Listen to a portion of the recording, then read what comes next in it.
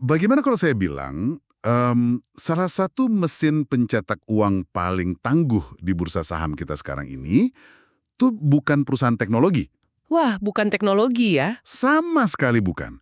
Bukan juga bank digital yang lagi rajin bakar uang buat promo. Tapi pabrik pengaduk tinta untuk kemasan plastik. Pabrik tinta, itu kedengarannya sangat, maksud saya, itu jauh banget dari kata glamor, nggak ada cerita soal roket ke Mars atau disrupsi masa depan di situ. Bener banget, nggak ada sama sekali. Dan ya, selamat datang di sesi bedah mendalam kita. Anggap aja diskusi kita kali ini sebagai kayak sebuah sesi mentoring eksklusif untuk Anda semua. Kita nggak akan cuma baca berita utama hari ini. Iya, kita bakal bongkar tumpukan jerami pasar modal ini. Betul, kita cari satu jarum emas yang sering banget dilewatkan sama kerumunan investor retail. Nah, perusahaan yang mau kita bedah ini adalah PT Colorpack Indonesia Tbk. Kode emitennya CLPI. Oke, CLPI. Ya, mereka ini produksi tinta cetak, pelapis, dan perekat. Pada dasarnya, semua bahan kimia yang bikin bungkus mie instan atau makanan ringan yang Anda beli itu terlihat berwarna dan menarik di rak minimarket. Dan alasan kenapa kita perlu membedah emiten ini secara mendalam tuh karena di balik lini bisnis yang jujur aja terkesan kuno dan statis ya. Iya, ngebosenin banget kelihatannya. Benar, ngebosenin, tapi di balik itu ada struktur finansial yang bisa jadi studi case luar biasa buat Anda para pencari nilai atau value investor. Cuma ya, tentu aja nggak ada aset yang tanpa celah kan? Persis. Makanya, sebagai mentor untuk Anda yang mendengarkan, kita akan evaluasi CLPI ini dari segala sisi. Kita bakal bongkar mesin fundamentalnya, terus mengukur seberapa kuat mereka nahan hantaman krisis makro, dan pastinya ngelacak jejak smart money pakai analisis teknikal dan bandarmologi. Mari kita mulai dari jantung perusahaannya dulu ya, operasional aslinya. Boleh. Nah, kalau kita lihat kinerja mereka untuk setahun penuh di 2025 ini, angka-angkanya benar-benar bertolak belakang sama citra bisnisnya yang dibilang membosankan tadi. Sangat bertolak belakang. Gini, di tengah kondisi ekonomi yang penuh ketidakpastian dan daya beli masyarakat yang lagi diuji banget sekarang, Yang lagi lesu itu ya. ya lesu. Pendapatan CLPI justru masih bisa merangkak naik sekitar 7,16%. Itu tembus angka 979,33 miliar rupiah loh. Wah, nyaris 1 triliun tuh. Betul, nyaris nyentuh 1 triliun. Tapi yang bikin laporan keuangan ini layak dapat perhatian khusus dari Anda, itu margin yang mereka hasilkan dari bawah. Laba bersih mereka nggak cuma naik, tapi melonjak tajam. Loncat berapa persen tuh? Loncat 21,5% jadi 68,18 miliar rupiah. Pertumbuhan laba yang jauh melampaui pertumbuhan pendapatannya ini adalah indikator awal dari efisiensi yang ekstrim. Tunggu, mencetak laba bersih 68 miliar dari jualan tinta kemasan, itu bukan angka yang bisa diremehin sih. Jelas nggak bisa. Apalagi kalau kita bandingin sama harga saham mereka di pasar sekarang. Valuasi CLPI ini, seolah-olah kayak tertinggal di masa lalu gitu. Price to earning ratio mereka cuma berayun di kisaran 7,2 kali. Dan yang paling gila, Price to book value-nya kan? iya, PBV-nya itu cuma 0,81 sampai 0,84 kali. Maksudnya, pasar tuh ngehargain seluruh perusahaan ini lebih rendah dari nilai aset bersih yang tercatat di pembukuannya. Nilai bukunya sendiri ada di kisaran Rp1.960 per lembar saham. Nah, ini poin pentingnya. Seringkali ya, kalau Anda nemuin saham dengan valuasi di bawah nilai buku, itu biasanya perusahaan yang lagi sekarat. Kayak yang utangnya numpuk gitu. Betul, perusahaan yang punya banyak utang macet atau asetnya cuma berupa pabrik usang yang nggak laku dijual, tapi CLP ini pengecualian yang sangat jarang terjadi. Neraca keuangan mereka tuh bukan cuma sehat, Terus, masuk kategori yang sering kita sebut kas sultan. Posisi uang kas dan setara kas yang ada di berangkas mereka itu nyentuh 246,76 miliar rupiah. wow, 246 miliar nganggur di kas. Iya, dan coba bandingkan angka itu sama total utang berbunga mereka ke bank. Utangnya cuma sekitar 51,91 miliar rupiah. Loh, berarti status mereka ini net cash dong. Sangat net cash. Gila, kalau besok pagi manajemen tiba-tiba bangun, terus ngerasa, saya mau lunasin semua utang bank secara tunai hari ini juga, mereka masih punya kembalian hampir 200 miliar rupiah di rekening. Persis, bebas sama sekali dari beban bunga bank. Ini tuh kebebasan finansial di tingkat korporasi, memberikan mereka fleksibilitas yang sangat langka di industri manufaktur, yang biasanya kan padat modal dan syarat utang. Oke. Biar gampang, analoginya gini buat Anda yang dengerin. Bayangin Anda punya warung mie ayam yang super laris, gerobaknya udah lunas. Udah milik sendiri ya? Betul, kompor, panci semuanya udah dibeli bertahun-tahun lalu tanpa cicilan. Terus tiap hari, pelanggan datang bayar tunai. Semua uang yang masuk laci kasir benar-benar murni masuk ke kantong Anda, nggak dipotong cicilan bank. Analogi yang pas banget. Tapi tunggu dulu, saya mau agak skeptis di sini. Silakan. Dari catatan sumber kita, utilitas pabrik CLPI saat ini cuma jalan di kapasitas 70%. Dan manajemen secara terbuka bilang, nggak ada rencana ekspansi atau belanja modal besar dari 2022 sampai 2026. Iya, betul. Mereka bilang gitu. Nah, bukankah kalau sebuah perusahaan itu menolak ekspansi, itu tanda kalau pasarnya udah jenuh? Kayak perusahaannya berubah jadi zombie yang diam di tempat gitu loh. Skeptisisme yang wajar banget. Banyak investor retail di luar sana melihat ketidakadaan ekspansi itu sebagai, ya, sinyal kematian perlahan. Tapi disinilah bedanya antara sekedar baca berita dengan benar-benar memahami mesin akuntansi. Maksudnya gimana tuh? Perusahaan ini lagi mempraktekkan apa yang dalam literatur keuangan kita sebut asset sweating. Asset sweating, memeras aset. Betul. Manajemen dengan sengaja memeras setiap tetes nilai dari aset yang udah ada. Gini, di atas kertas laporan keuangan, nilai mesin-mesin pabrik mereka itu secara bertahap terus disusutkan tiap tahun. Oh, depresiasi ya? Mesin itu secara akuntansi udah dianggap habis nilainya, gak berharga. Tapi secara fisik, Nah, mesin pengaduk tinta baja itu kan nggak kayak smartphone yang gampang usang dalam 3 tahun. Mesin-mesin itu masih beroperasi sempurna, efisien, dan tetap ngasilin produk kualitas tinggi tiap harinya. Oh, pantesan.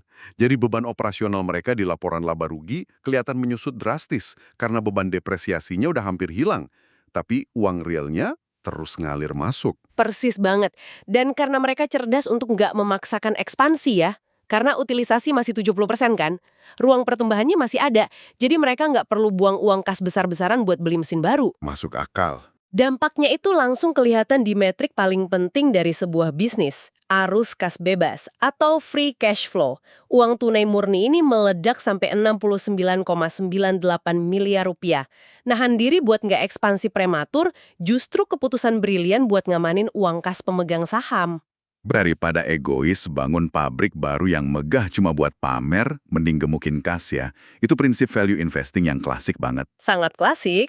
Tapi gini, punya kas raksasa itu ternyata bukan cuma soal pamer otot fundamental kan. Kalau kita lihat lanskap makro sekarang, kas itu kayaknya jadi sabuk pengaman yang paling mereka butuhkan. Benar, karena kalau kita nengok keluar dari tembok pabrik mereka, kondisi dunia nyata sekarang ini jauh dari kata bersahabat. Badai makro ya. Iya, bahan baku utama pembuat tinta cetak ini sangat bergantung sama turunan petrokimia impor. Kita bicara soal resin, pelarut atau solvent, dan pigmen warna. Semuanya itu berakar kuat pada dua hal. Harga minyak bumi dan nilai tukar dolar kan? Tepat. Dan dua hal itu lagi bergejolak parah sekarang. Iya banget. Proyeksi makroekonomi saat ini tuh nunjukin harga minyak WTI bisa sangat fluktuatif. Bahkan ada analis teknikal global yang prediksi lonjakan liar bisa nyentuh 144 atau bahkan 150 dolar per barel. Itu ngeri banget. Semua karena ketegangan geopolitik yang makin panas di Timur Tengah, khususnya yang melibatkan Iran. Terus jangan lupa, nilai tukar rupiah kita juga lagi tertekan hebat. Tembus batas psikologis 17.300 per dolar AS. Nah, ini adalah hantaman ganda yang paling ditakuti sama perusahaan manufaktur impor. Pas harga minyak mentah melonjak, harga dasar resin dari pemasok luar negeri itu ikut melompat. Udah barangnya mahal, Terus pas tagihannya datang, CLPI harus bayar pakai dolar AS yang harganya lagi selangit karena rupiah melemah. Biaya modal mereka terkatrol naik dari dua sisi sekaligus. Oke, mari kita realistis. Kalau bahan bakunya dari minyak yang harganya lagi gila-gilaan, terus belinya pakai dolar yang lagi terbang tinggi, bukankah margin keuntungan CLPI harusnya hancur lebur? Secara logika dasar sih iya. Harusnya, laporan laba bersih mereka merosot tajam dong. Kenapa malah melonjak 21,5% kayak yang kita bahas di awal tadi? Gimana caranya manajemen bisa bermanuver di tengah badai ini? Disinilah kualitas operasional manajemen mereka diuji. Dan mereka merespons pakai dua strategi yang sangat terukur. Yang pertama, mereka mengeksekusi kekuatan penentuan harga atau pricing power.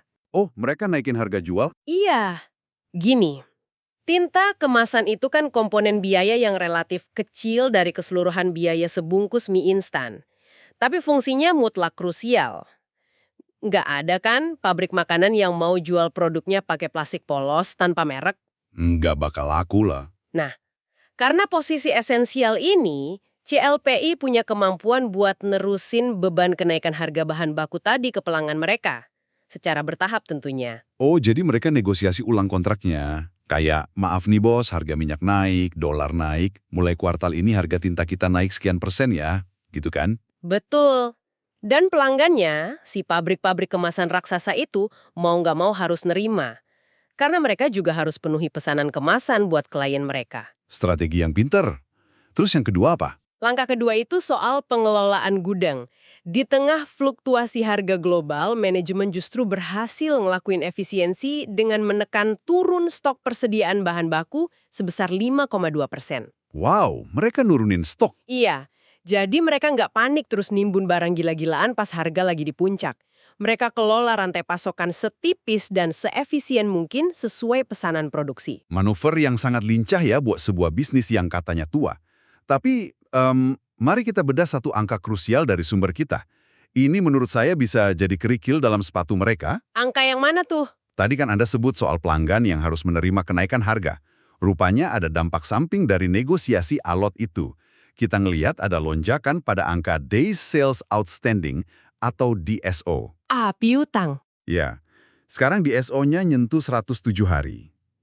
Dan yang lebih ngeri, angka piutang ini tumbuh lebih cepat daripada pertumbuhan pendapatannya sendiri. Bisa tolong urain nggak kenapa ini bahaya? Oke, buat Anda yang mungkin belum familiar, DSO itu metrik yang melacak rata-rata jumlah hari yang dibutuhin perusahaan untuk nagih pembayaran dari pelanggannya. Jadi kalau angkanya 107 hari, Itu artinya, kalau CLPI ngirim berton-ton tinta ke pabrik kemasan hari ini, uangnya baru masuk rekening CLPI sekitar 3,5 bulan kemudian. Siklus kas mereka berjalan sangat-sangat lambat. sebentar. Mari kita proyeksikan ke skenario yang ekstrim. Boleh? CLPI beli bahan baku kimia hari ini pakai dolar tunai. Terus diproduksi jadi tinta dan dikirim minggu ini. Tapi uangnya baru cair 107 hari lagi. Nah, kalau dalam rentang 3,5 bulan itu, rupiah terus anjlok secara liar. Iya. Situ bisa aja hangus seketika, jadi kerugian kurs kan, pas uang rupiahnya benar-benar diterima nanti. Analisis yang sangat tajam. Anda menangkap akar masalahnya. Inilah bahayanya mismatch atau ketidakcocokan antara arus kas keluar yang ngikutin harga mata uang asing real time sama arus kas masuk yang tertunda ratusan hari. Serem juga ya. Sangat. Kalau ekonomi lagi stabil, penundaan ini cuma perkara modal kerja aja.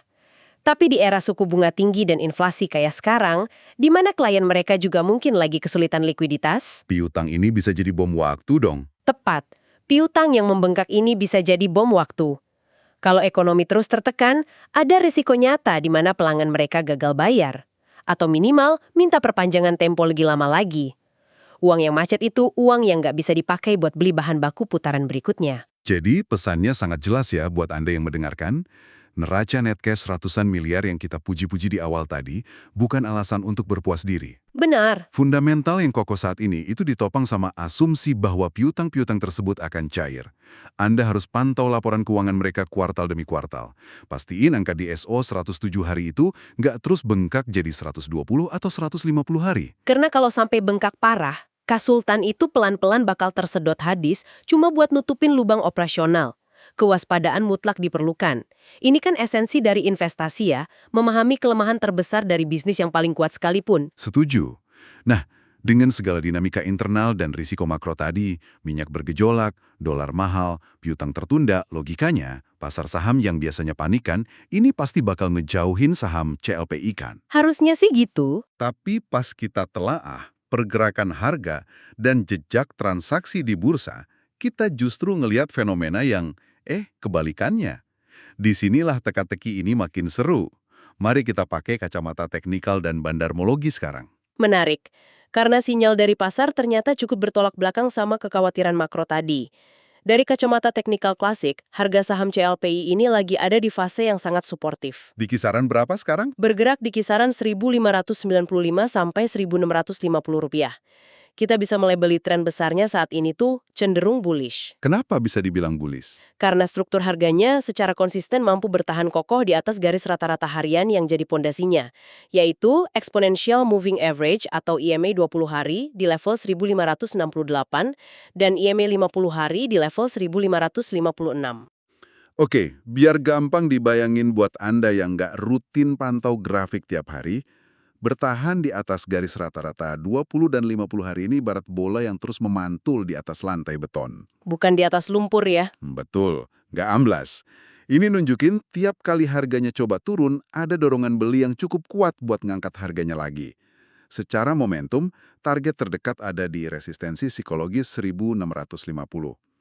Kalau atap itu berhasil ditembus dengan meyakinkan, jalan menuju level 1700 terbuka lebar. Dan keyakinan teknikal ini jadi jauh lebih solid pas kita validasi pakai data aliran dana. Indikator harga itu bisa aja menipu dalam jangka pendek. Tapi volume nggak bisa bohong, kan? Tepat. Volume transaksi itu jejak kaki yang nggak bisa disembunyikan. Kita mendeteksi ada lonjakan volume transaksi yang masif banget di saham CLPI. Nyentuh 39.000 lot ya di pencatatan terakhir. Iya, angka ini luar biasa karena itu setara dengan 3,5 kali lipat dari rata-rata volume harian mereka. 3,5 kali lipat. Untuk saham yang biasanya sepi peminat. Wah, ini si lampu sorot raksasa. Pas harga saham merambat pelan ke atas, tapi volumenya meledak nggak wajar, itu tanda-tanda klasik dari akumulasi. Betul sekali.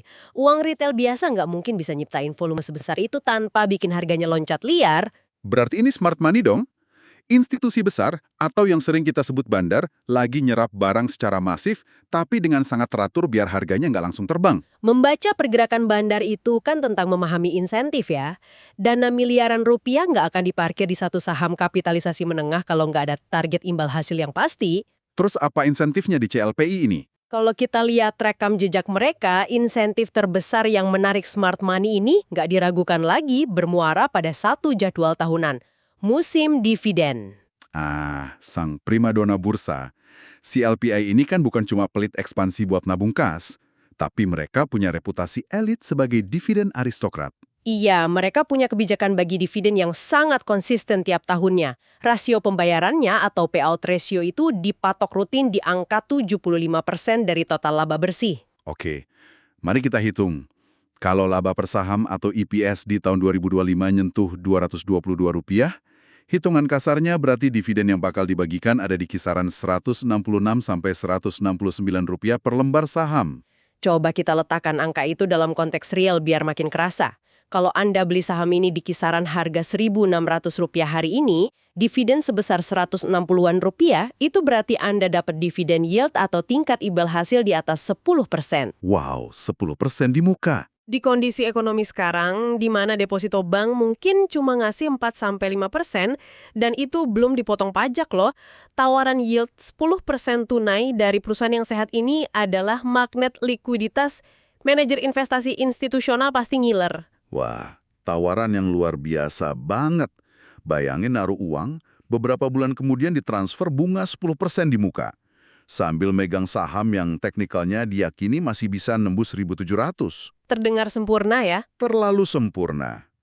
Makanya, sebagai mentor yang bertanggung jawab, saya harus ngerem sedikit antusiasme Anda di rumah. Di bursa kita ini, imbal hasil 10% dari saham berkapitalisasi kecil tuh seringkali cuma jebakan Batman. Dividen trap. Bener, dividen trap yang mematikan. Apa kita nggak lagi diarahkan ke jurang nih? Di mana sehari setelah cum-dead dividen, harga sahamnya malah anjlok 15%. Jauh lebih dalam dari 10% dividen yang kita terima. Kenapa kita harus yakin akumulasi bandar ini bukan sekedar pancingan buat retail? Ketakutan yang sangat beralasan. Secara historis, saham dengan likuiditas harian yang nggak terlalu gede emang rentan kena markdown agresif sesaat setelah hak dividennya usai. Terus saran taktisnya gimana buat ngehindarin kehancuran ini? Pertama, jangan pernah agresif beli borongan dalam satu waktu. Apalagi tepat sehari sebelum jadwal cum-dead, jangan. Masuklah secara bertahap atau dollar cost averaging, ngikutin irama akumulasi si bandar. Oke, masuk bertahap. Dan yang kedua, ada satu jaring pengaman fundamental yang bikin resiko jebakan dividen di saham ini tuh bisa dimitigasi dengan sangat baik. Jaring pengaman apa tuh? Kalau harganya turun secara mekanis di bursa, kan kerugian kurs sahamnya tetap nyata di portofolio kita. Memang, angka merah di layar pasti terjadi. Tapi yang harus kita lihat adalah lantai valuasinya, margin of safety-nya. Kita ingat lagi, PBV emiten ini cuma 0,8 kali. Posisi harga saat ini udah mendiskon seluruh nilai perusahaannya. Oke. Lebih gila lagi, kalau kita kalkulasi ulang rasio kas bersih terhadap saham beredar, jadi uang tunai mereka dikurangi semua utang, setiap lembar saham CLP ini dibackingi uang kas setara kurang lebih Rp637. Sebentar. Biar saya garis bawahi fakta ini buat Anda.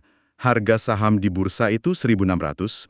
Dari 1.600 itu, Rp637-nya adalah uang tunai murni yang tidur di bank. Betul. Artinya, hampir 40% dari harga yang kita bayar hari ini adalah wujud fisik uang kas sungguhan, bukan nilai pabrik, bukan barang di gudang, pure cash. Tepat sekali, karena 40% harganya adalah uang tunai murni, sangat sulit bahkan secara rasional nggak masuk akal buat pasar neken harga saham ini jatuh lebih dalam secara permanen. Lantai valuasinya udah dibeton tebel pakai tumpukan kas itu. Jadi, walau terperangkap dividen trap jangka pendek, daya apung fundamentalnya bakal nahan kejatuhan ekstrim ya, ngasih perlindungan solid buat investor jangka panjang. Iya, sangat aman buat long term. Jadi, kalau kita padukan semua hasil bedah mendalam kita hari ini, panduannya udah komprehensif banget. Dari kacamata fundamental murni, CLPE mempraktikkan value investing kelas berat. Nggak peduli gengsi ekspansi, fokus operasi efisien, dan numpuk kas tanpa utang. Betul. Terus secara makro, mereka emang lagi di tengah badai minyak mentah dan nilai tukar dolar. Ancaman piutang atau DSO yang telat juga harus dipantau kayak alang. Tapi dengan pricing power, mereka bisa transfer beban itu pelan-pelan ke pelanggan. Dan dari sisi bandarmologi, Smart Money lagi sabar nampung barang demi dividen 10% yang dilindungi lantai valuasi setebal beton tadi. Sebagai penutup dari saya ya, saya cuma mau ingetin ke Anda, pendekatan terbaik mengelola aset kayak gini adalah paduan kesabaran, realisme, dan disiplin yang kaku. Ini bukan tiket lotre yang bikin Anda kaya besok pagi. Jangan berharap langsung cuan ratusan persen ya. Nggak bakal. Anda itu lagi beli arus kas masa depan. Jadi pastiin Anda disiplin jaga batas resiko. Kalau pergerakan harga menembus lantai pelindungnya, misalnya closing di bawah MA50 di level 1550, Anda harus berani evaluasi tanpa emosi. Stop loss kalau perlu. Setuju. Dan pantau terus indikator makro, harga minyak WTI, dan hari piutang pelanggan itu barometer kesehatannya. Benar. Nah, sebelum kita benar-benar pamit dari sesi pembedahan kali ini, saya mau bagiin satu fakta akhir buat Anda semua. Sesuatu yang tersembunyi di dalam catatan kaki laporan keuangannya. Sesuatu yang mungkin bakal ngubah seluruh cara pandang kita soal narasi perusahaan ini ke depan. Wah, Anda pasti mau nyinggung soal kemana tepatnya manajemen menyimpan berangkas kas sultan mereka itu ya? Anda baca pikiran saya. Ingat tumpukan kas 246 miliar yang kita bahas tadi. Data dari sumber kita ngeliatin kalau hampir seluruh kas tersebut, sekitar 223 miliar rupiah saat ini diparkir nyaman dalam bentuk deposito berjangka di sebuah bank menengah. Namanya Bank Ina. Bank Ina. Bagi Anda yang rajin menelusuri peta kepemilikan bisnis di Indonesia, Anda pasti sadar kalau Bank Ina adalah ujung tombak perbankan milik Grup Salim. Ya, salah satu gurita konglomerasi tertua dan terbesar di tanah air. Menarik banget benang merahnya. Karena kalau kita lihat ekosistem bisnis Grup Salim, mereka itu nggak tertandingi di sektor barang konsumsi dan retail. Betul. Mereka ngendaliin raksasa, kayak Indofood, yang produksi mie instan miliaran bungkus per tahun. Terus ada jaringan ribuan gerai Indomaret yang merajai tiap sudut kota di Indonesia. Bayangin aja, volume plastik kemasan yang mereka butuhin, bungkus mie instan, kemasan cemilan, sampai kantong belanja tiap harinya. Semuanya butuh satu hal mutlak, tinta cetak berskala masif. Bener. Jadi pertanyaannya adalah, dengan uang kas CLPI yang secara eksklusif tertanam di jantung keuangan Grup Salim ini, apa CLPI bakal selamanya puas cuma jadi penyuplai tinta independen yang membosankan di luar pagar? Atau Mungkinkah ini bibit awal dari sebuah skenario raksasa, di mana di masa depan, saham dengan valuasi super murah ini bakal diakuisisi, ditarik ke dalam, dan diintegrasikan jadi kepingan puzzle strategis dari rantai pasok ekosistem Salin Group. Wah, skenario spekulatif kayak gitu ya. Biarpun nggak pernah tertulis di proyeksi resmi manapun, justru adalah jenis pemikiran tingkat kedua yang sering banget ngelahirin peluang emas buat seorang value investor. Betul sekali. Biarkan skenario itu jadi teman ngopi Anda pas lagi ngevaluasi portofolio minggu ini. Jadilah investor yang disiplin, hargai risiko makronya, dan jangan pernah berhenti menggali lebih dalam untuk nemuin mesin uang tersembunyi di tempat yang paling nggak dilirik orang. Terus pertajam naluri investasi Anda. Terima kasih sudah bergabung, dan sampai jumpa pada sesi bedah mendalam kita selanjutnya.